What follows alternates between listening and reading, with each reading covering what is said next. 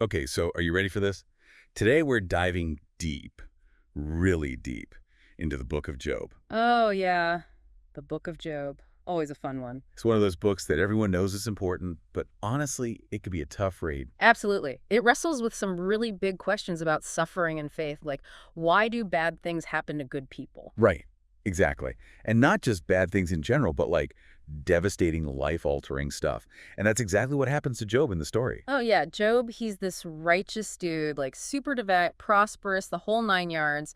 Then, bam, everything gets ripped away. It's like he loses his wealth, his family, his health, everything. Talk about a test of faith. It's brutal. And then you have this central question that drives the entire narrative, right? Shall we accept good from God and not trouble? Ooh, that's a good one. Yeah. It really sets the stage for everything that follows. So, how does Job handle all this? I mean, how do you even begin to process that level of loss? He doesn't hold back. He questions everything. He rails against God, demanding to know why this is happening to him. But he never actually curses God. Right. Nope. And that's a crucial point. Even in his deepest despair, Job clings to his belief, to this unwavering faith. It's such a powerful image of resilience. Okay, so Job is going through it, questioning everything, but he's also got these friends who come to comfort him. Yeah. Comfort might be a bit of a stretch. Haha, right. So tell me about these friends. What kind of advice are they giving him? Well, they represent these different theological viewpoints on suffering. You've got Eliphaz, Bildad, and Zophar, and each one has their own take on why Job is in this mess. Okay, let's break it down. Eliphaz first. What's his deal? Eliphaz is all about that traditional wisdom, that suffering is a direct consequence of sin. He thinks Job must have messed up big time to warrant this kind of punishment. He's like, come on, Job, spill beans. What did you do? Exactly.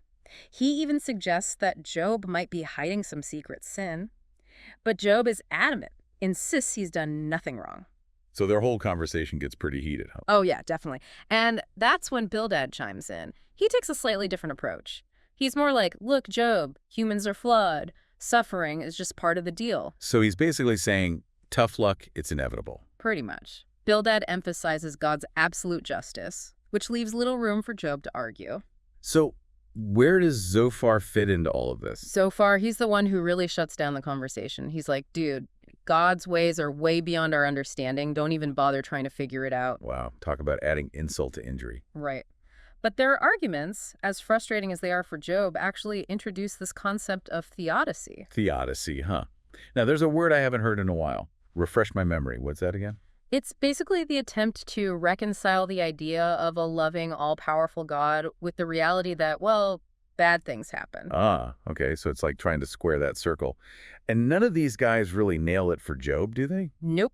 They offer explanations, but none of them truly comfort Job or answer his fundamental question of why. So what happens next? Does Job just have to sit there and take it? That's when things get really interesting.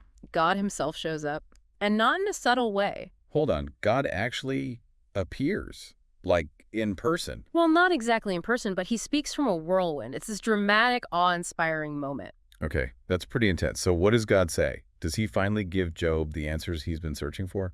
Not exactly. Instead of directly answering Job's why, God presents this series of questions and images about creation, about the universe. He's like, Job, do you even understand the complexities of the world I created? Exactly. It's like God is highlighting the vastness of his wisdom, the limits of human understanding. It's a humbling moment for Job, for sure. And for anyone reading it, really. It's definitely open to interpretation.